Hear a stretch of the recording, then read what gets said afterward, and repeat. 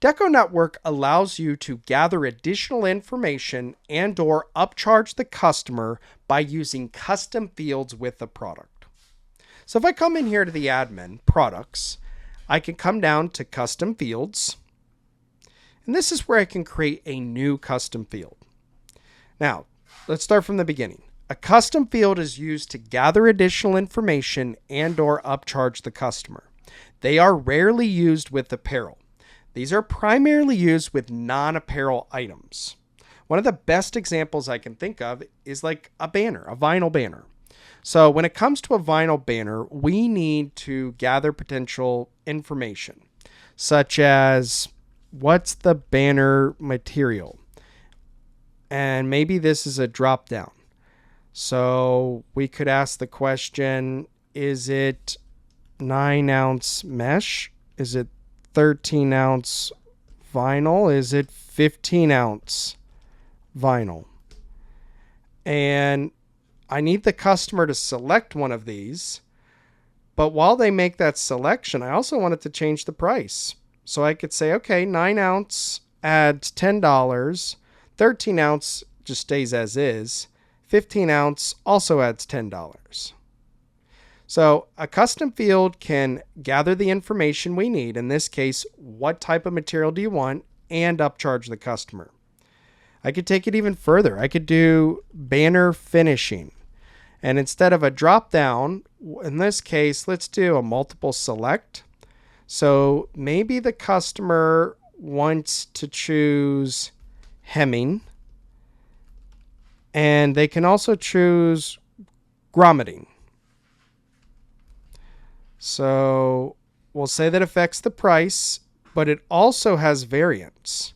So for example, hemming, no, yes. If they wanted hem, it adds $5.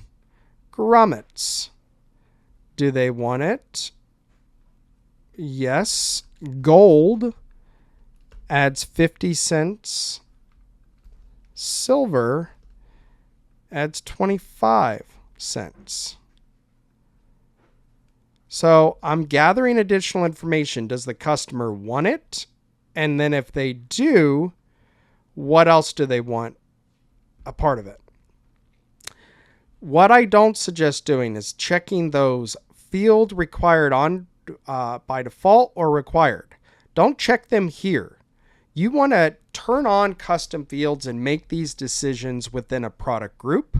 So I could come into apparel, or in this case, I'm working on banners. So I'd come into the banners product group. I'd come into custom fields. And this is where I could turn on these fields because they relate to products that fall into the banner world. Once I have these on, or I can go into an individual product. So if I came in here to products and I looked for a banner, I could come into it. Now the fact that it already is in that product group, it should automatically be taking those custom fields unless I've already overridden them, which I have. If I check this, it goes back to the normal. Now, when I do it, again, I can turn if it's on, then if it's required. If it's required, customer must give us information. But I can also further edit.